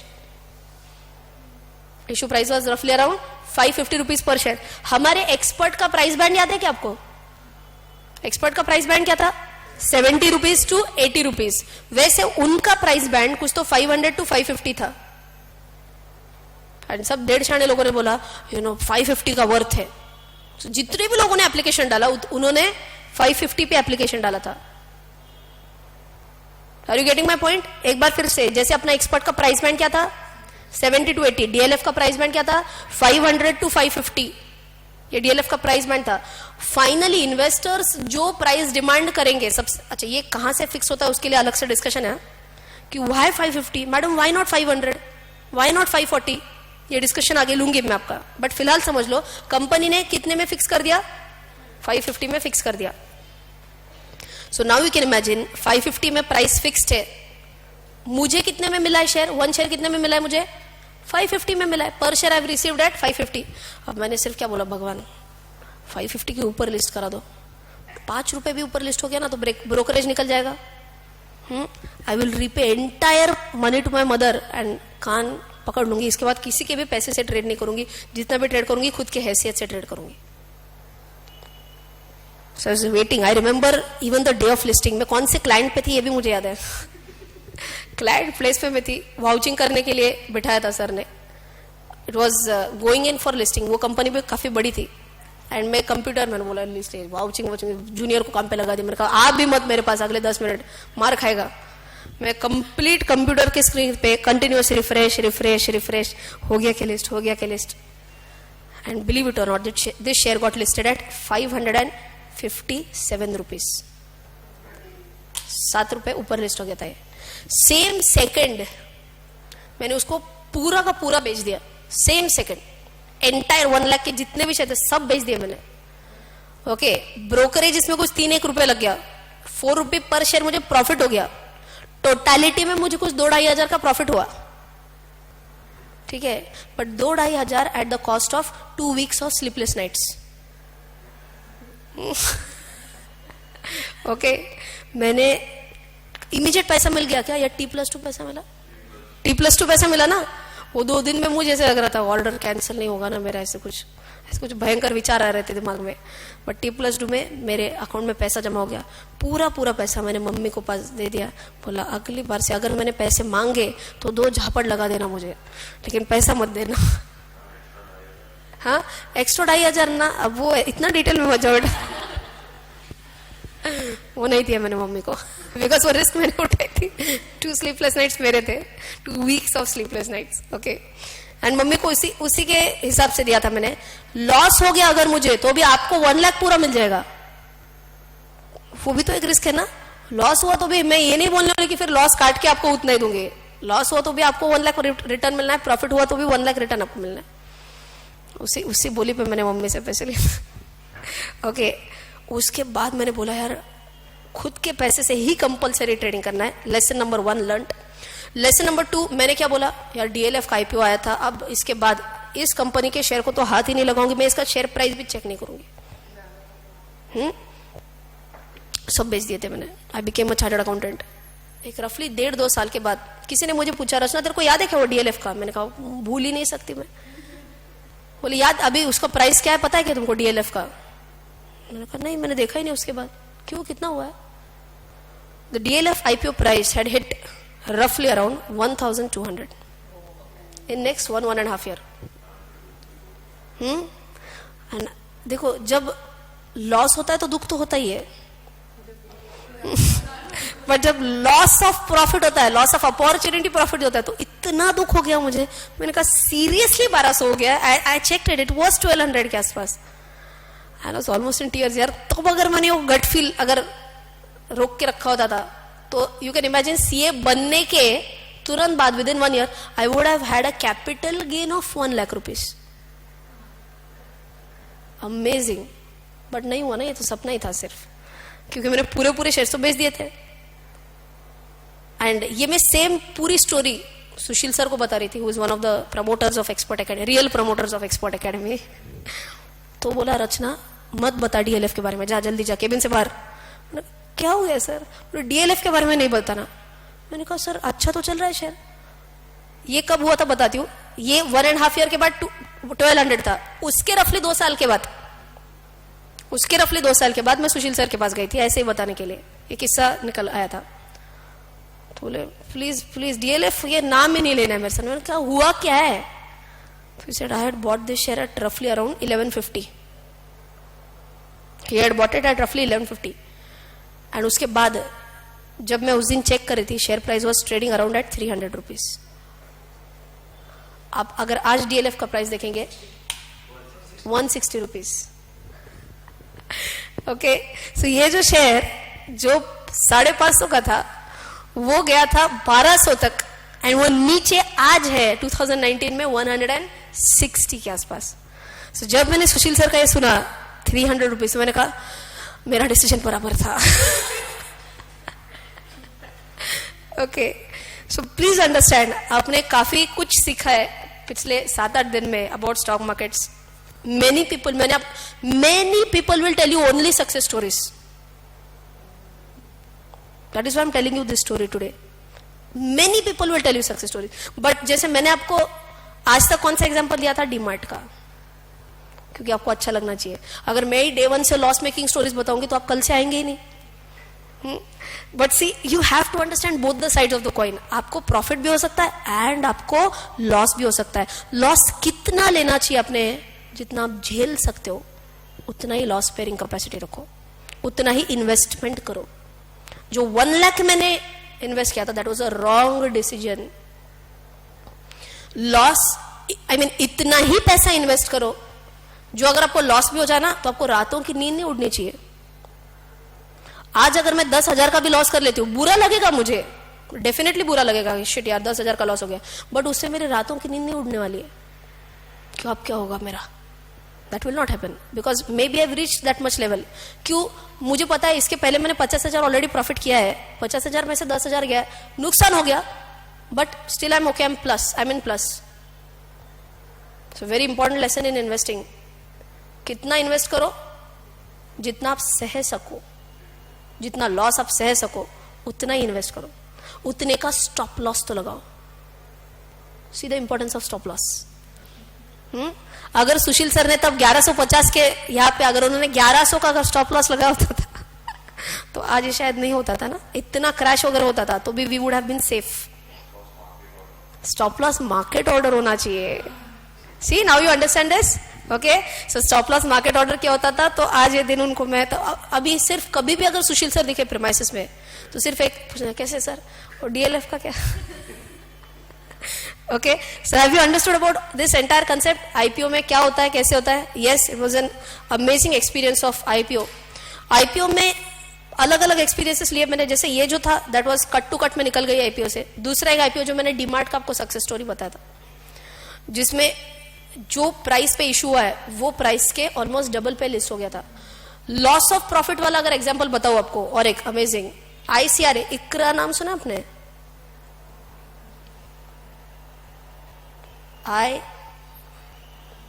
ICRA, इकरा नाम नहीं सुना है?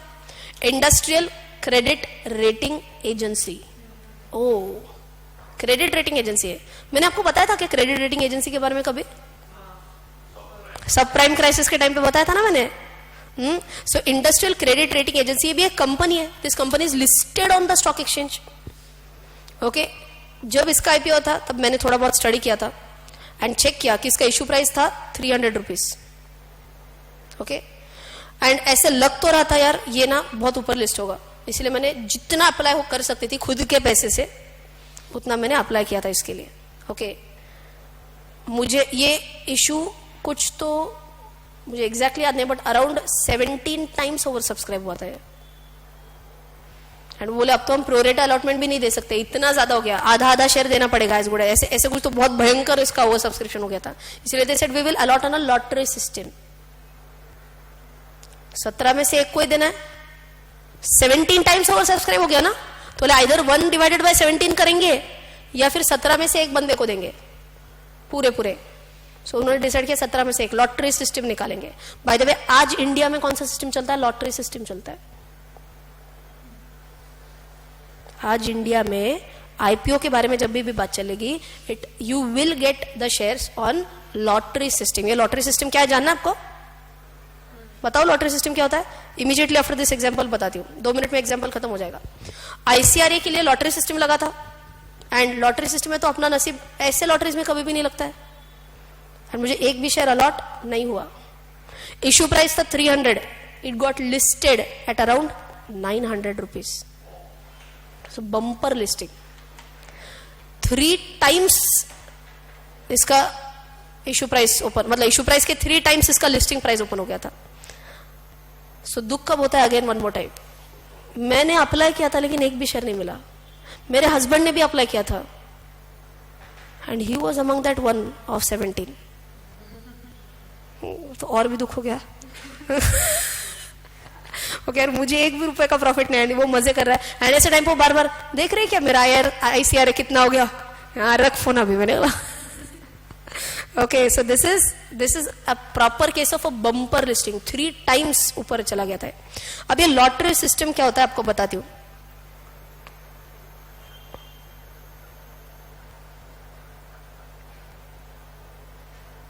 Let's take a simple example, अगर कोई भी शेयर 5 टाइम्स सब्सक्राइब हो जाता है, 5 टाइम्स ओवर सब्सक्राइब हो गया, तो only 1 person, 1 application, I will say 1 application out of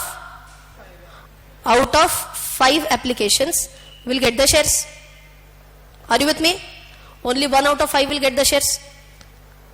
पुराना सीन क्या था बताती हूँ, पुराना 2007-8 का सीन क्या था बताती हूँ। पुराना सीन ऐसे था कि जितने हायर अमाउंट के लिए आप इन्वेस्ट करोगे उतने अलॉटमेंट के चांसेस ज्यादा होते थे। Let me give you a simple example.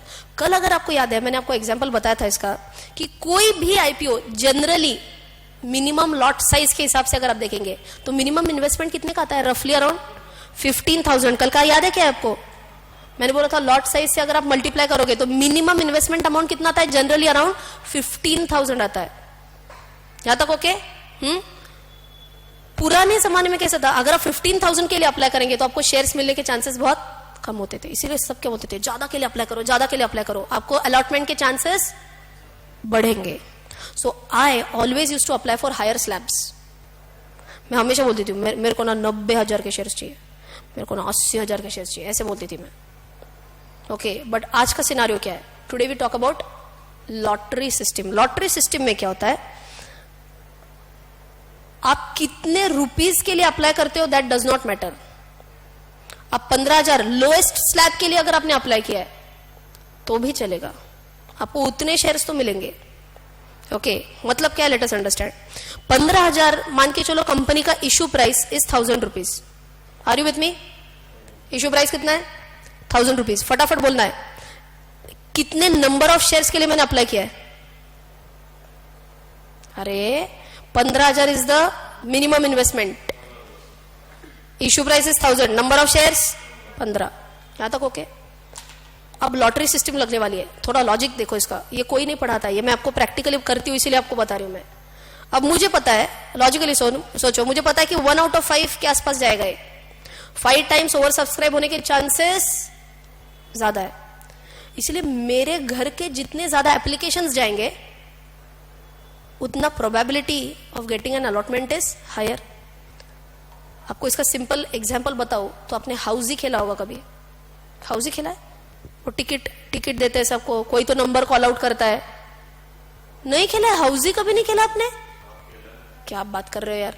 एक कोई तो गेम कंडक्ट करता है, उसके पास एक नंबर्स की थैली रहती है, वो नंबर कोई तो उठाता है, नंबर 59, फिर आपको चेक करना आपके टिकट में नंबर 59 है क्या, तंबोला. आपण खेळूया उद्या. ठीक है, ओके चलो. सो अगर आपको ये पता ही नहीं है गेम तो छोड़ दो. अगर लॉटरी का सिंपल एग्जांपल बोलूं तो सिंपल एग्जांपल है, मैं लॉटरी की दुकान में जाती हूं, मैं एक टिकट लेके आती हूं, मेरा विनिंग का प्रोबेबिलिटी कम है. अब मैं क्या करती हूँ, विनिंग का प्रोबेबिलिटी बढ़ाने के लिए मैं उसी स्कीम के 10 लॉटरी टिकट्स ले लेती हूँ. अब मेरा विनिंग का प्रोबेबिलिटी ज्यादा है. मैं उसी स्कीम के 50 टिकट्स लेके आती हूँ, मेरा विनिंग का प्रोबेबिलिटी ज्यादा है. यहां तक ओके. सेम चीज मैं अभी ज्यादा से ज्यादा लॉटरी लगेगी, इसके लिए मैं क्या कर रही हूँ, एक लॉटरी टिकट लू या 5 लॉटरी टिकट लू. 5 लॉटरी टिकट लूंगी. 5 लॉटरी टिकट इधर कैसे आएंगे, सिंपल वर्ड्स है. मैं मेरे अकाउंट से एक अप्लाई करूंगी, पर्सनल अकाउंट रचना रानड़े. अब मैं एक अकाउंट ले लूंगी मेरे हस्बैंड का, हस्बैंड को बोलूंगी तुम भी अप्लाई करो. सो सेल्फ, हस्बैंड को भी बोला तुम भी अप्लाई करो.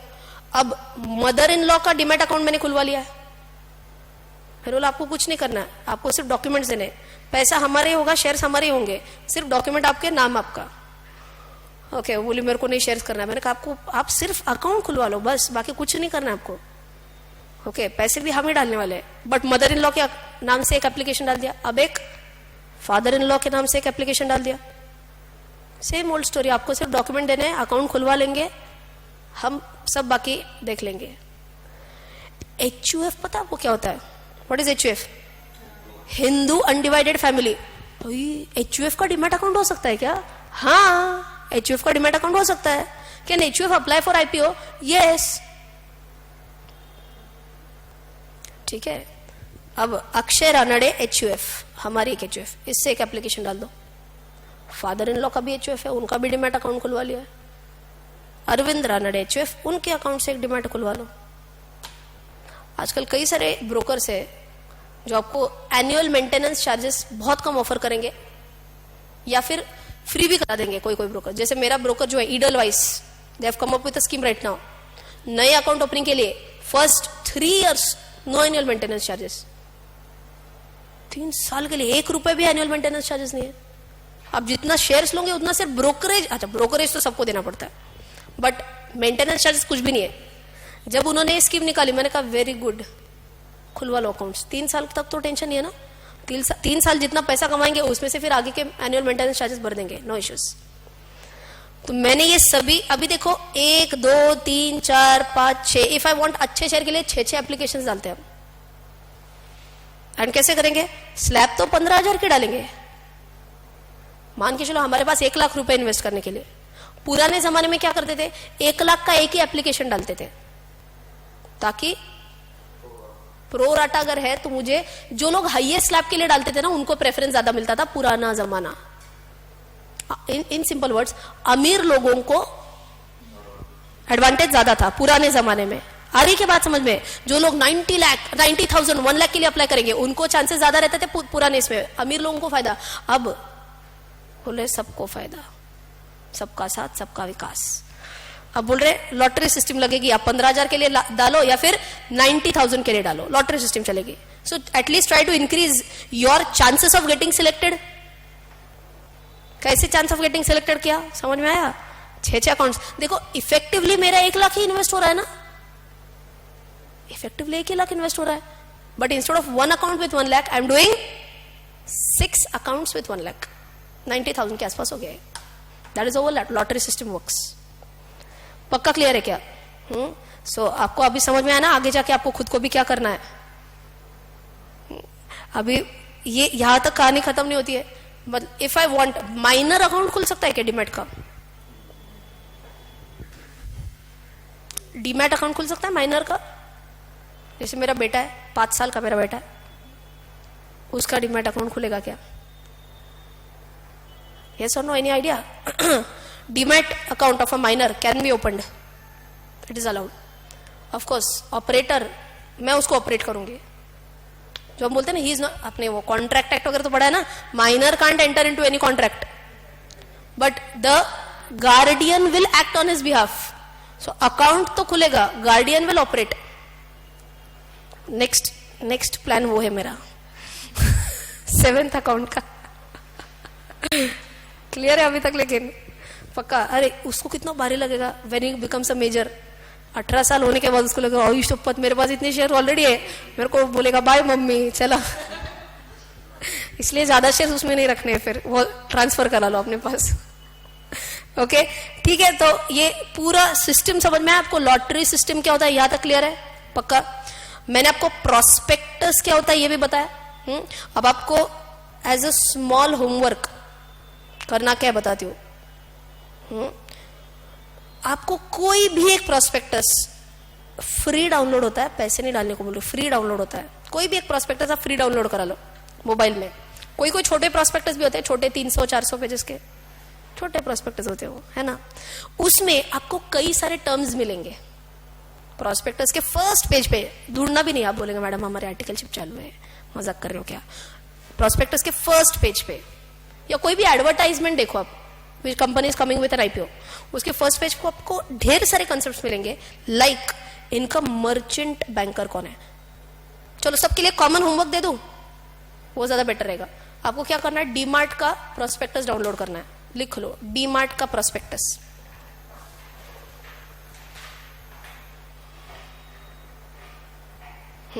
एंड उसमें आपको मुझे बताना है कि इनका मर्चेंट बैंकर कौन था.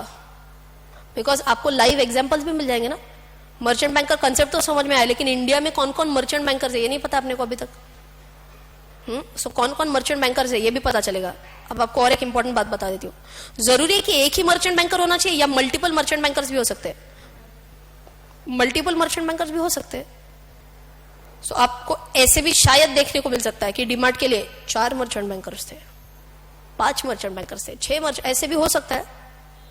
सो इन सिंपल वर्ड्स ये सभी लोग मिलके आईपीओ कोऑर्डिनेट कर रहे हैं. ये सभी लोग मिलके फंडिंग उठाने में मदद कर रहे हैं. यहां तक ओके? मर्चेंट बैंकर का फंडा क्लियर है? Can I say he is the whole and soul, he is going to coordinate the issue. Merchant banker mainly funding उठाने में मदद करता है ना मेरी. यस. 2-3 कंसेप्ट बता रही हूँ, ध्यान से सुनो. जैसे उसने एक कंसेप्ट क्लास के स्टार्ट में बताया था, so let me cover up that as well. Second was the concept of under writer.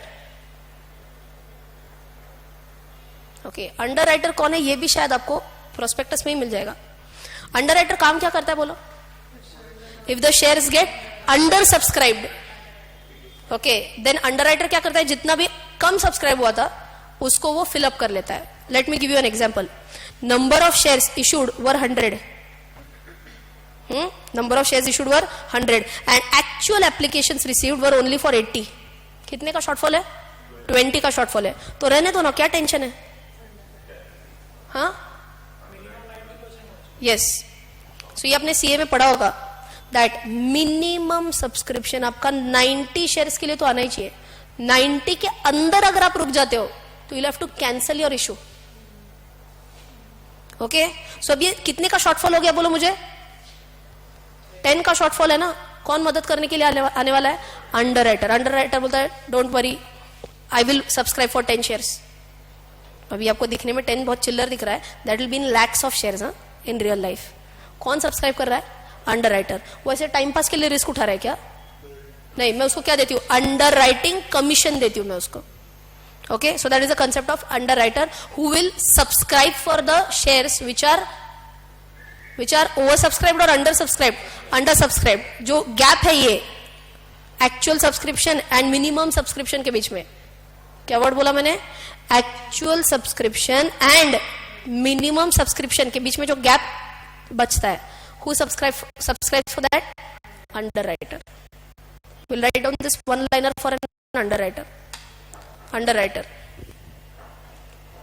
अच्छा, अंडर राइटर एक पर्सन होगा या इंस्टीट्यूशन होगा? जनरली इंस्टीट्यूशन होगा. Okay, an institution which subscribes for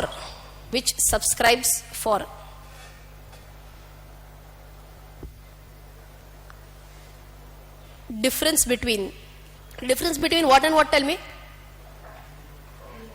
Minimum subscription and actual subscription.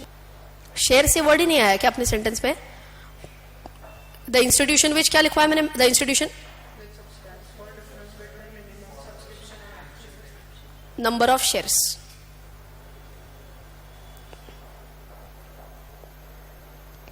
Okay, so हमारे example में minimum subscription कितना था? By the way this 90% is always there, that is SEBI norm, and actual subscription कितना हुआ था? 80. So he will subscribe for how much? 10 shares and he will get commission. Okay, doubt? Listing price का base क्या होता है? Okay, so will come to that. हाँ, yes, mainly it is demand supply only. Oh, how will the market know? जैसे अभी डीमार्ट का वापस से एग्जांपल लेंगे तो इश्यू प्राइस कितना था बोलो? Issue price was 300, the price at which it was issued. And what was the listing price? Listing price was रफली अराउंड 600. ये डीमार्ट का बता रही हूं. आईसीआरए का 900 था. ओके, अब देखो एक बार इशू बंद हो जाता है, इशू बंद हो जाता है, इसके लिए वो पूरा प्रोसेस एक्चुअली कल आ रहा है. But if you want to still understand quickly, whenever you invest for an IPO, एक विंडो पीरियड होता है जिसमें आप इन्वेस्ट करते हो आईपीओ में. विंडो पीरियड होता है सिर्फ 3 दिन का. 3 दिन का विंडो पीरियड मतलब, लेट्स टेक एन एग्जांपल. मान के चलो 10th ऑफ February को कोई आईपीओ ओपन हो रहा है. 10th Feb, 11th Feb, 12th Feb, खत्म. आपको अगर किसी भी आईपीओ में इन्वेस्ट करना है तो सिर्फ ये 3 दिन में ही आप इन्वेस्ट कर सकते हो. यहां तक ओके? एक बार फिर से, कंपनी से, अच्छा let's go back to our Expert Academy example. हमको एक्सपर्ट को शेयर्स इशू करने थ्रू एन आईपीओ. कहना है जब भी अप्लाई करना है करो, आपके टाइम, जब भी टाइम मिलेगा करो. ऐसे होगा क्या? या will I give them a deadline? Deadline दी जाती है. What is the deadline? 10th Feb to 12th Feb. इन 3 दिनों में ही आपको इन्वेस्ट करना है मेरी कंपनी में. यहां तक ओके? 12th February को उसका इन्वेस्टमेंट डेट खत्म हो जाएगा. रफली आज because of more and more of technology coming into picture, 12 फरवरी को ही इवनिंग के आसपास ही पता चलता है कि शेयर कितना ओवर सब्सक्राइब हो गया या अंडर सब्सक्राइब हो गया. इनफैक्ट आजकल तो ऐसे भी होता है, end of first day, end of second day, ये अपडेट होते रहता है अलग अलग वेबसाइट्स पे कि फर्स्ट डे पे share is subscribe to 0.8%. Day 2 gets fully subscribed. Day 3 gets oversubscribed by let us say 10 times or 12 times or whatever. ये पूरा डेटा आजकल अपने को इमीडिएटली अवेलेबल हो जाता है, शाम तक अवेलेबल हो जाता है. Okay, so now understand. Already over subscribe हो गया है. इन सिंपल वर्ड्स क्या हो गया बोलो? जितने लोगों को क्रेविंग था कि मुझे भी चाहिए, मुझे भी चाहिए, बहुत लोगों को नहीं मिलेगा. अब वो क्या बोलेंगे? मुझे नहीं मिला तो let me at least try to get the share the day it gets listed. So listing day के जस्ट पहले, प्रीवियस डे से, या फिर लिस्टिंग डे एकदम प्रीवियस डे भी नहीं होगा, जब लिस्ट होने वाला है सेम डे पे वो ऑर्डर्स बिल्डअप करना स्टार्ट करेंगे. And with more and more demand और बढ़ेगा. कुछ न्यूज भी आ सकता है, जैसे निगेटिव न्यूज भी आ सकता है. क्विक हील सुना है सबने? Quick Heal it's a antivirus software वाली कंपनी. बेस पता है कौन से सिटी से बेस्ड है? It's a Pune based company. It got listed at a price below its issue price. So you can imagine something like, मुझे भी एग्जैक्ट डिटेल्स याद नहीं है, मैंने खुद अप्लाई किया था इसके लिए. 150 रुपए का इसका इशू प्राइस था. It got listed somewhere around at 140. क्यों? क्योंकि उसका लिस्टिंग के एक दिन पहले कुछ तो न्यूज आया that there was some litigation going on against Quick Heal, and I guess ऐसे कुछ तो न्यूज आया था कि वो दे लॉस्ट दैट केस और they are on the verge of losing that case. बुरी न्यूज आ गई मार्केट में. तो जितने लोगों को तब नहीं मिला था वो बोला अब नहीं लेंगे, जितने लोगों को मिला था वो बोले बेच दो. प्रेशर किसका आ गया? सेलिंग प्रेशर आ गया. सेलिंग प्रेशर आ गया ना. जिनको मिला था वो सेल करने लगेंगे, जिनको नहीं बोला था वो बोले यस अच्छा हुआ नहीं मिला, we will not buy. So buyers नहीं है, सेलर्स आ गए. So price will fall off. एक चीज आपको और बता दो, अपना मार्केट टाइमिंग क्या होता है? Open at 9:15. But whenever it is the listing of any IPO, वो शेयर 9:15 बजे ओपन नहीं होता है. That share gets listed on the market at 10 AM. क्यों मत पूछो, ये नॉर्म है, सेबी का रूल है, मैंने नहीं बनाया, सेबी ने बनाया. ओके, सो ये आपको सिर्फ पता होना चाहिए. ये आपको अगर जॉट डाउन करके रखना है तो even if market timing is 9:15, day 1 of listing the share gets listed at 10 in the morning, not 9:15. Is this okay? So listing होगा एट 10. पक्का क्लियर है? कई सारे कंसेप्ट आज किए, बहुत ज्यादा कंसेप्ट आज किए. राइट फ्रॉम, आज के कौन कौन से कंसेप्ट के इतने ही बोला सिर्फ. फर्स्ट कंसेप्ट आज कौन सा किया? IPO versus OFS. ओएफएस क्या था? Everyone now. OFS was offer for sale. Offer for sale में न्यू शेयर्स आर इशूड या प्रमोटर खुद अपने शेयर्स बेचता है? प्रमोटर खुद अपने शेयर्स बेचता है. सेकंड कंसेप्ट हमने क्या बोला था? आईपीओ में फ्रेश शेयर्स बनाए जाएंगे मतलब out of unissued capital and they will be sold to the new investors. Third concept FPO. FPO क्या था? फॉलो ऑन पब्लिक ऑफर या फिर फर्दर पब्लिक ऑफर. कौन निकालता है? Company which is already listed on the stock exchange, that is FPO. चौथा concept book value. Book value and face value में फर्क है. Face value is the value which is on the face of the document. Book value is the assets minus external liabilities जितने भी आएंगे divided by number of shares, वो रहेगा आपका book value. ठीक है.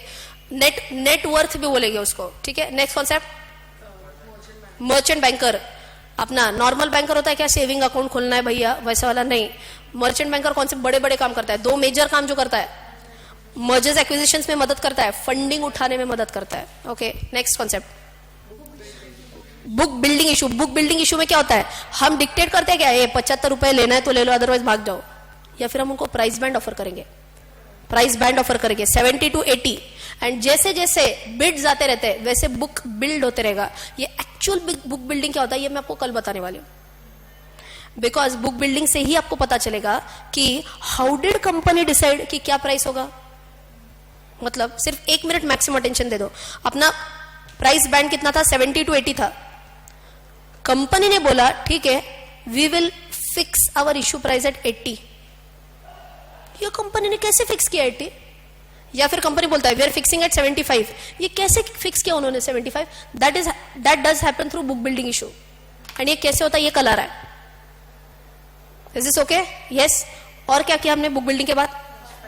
prospectus. It's like an offer document which contains entire details of the company. Next concept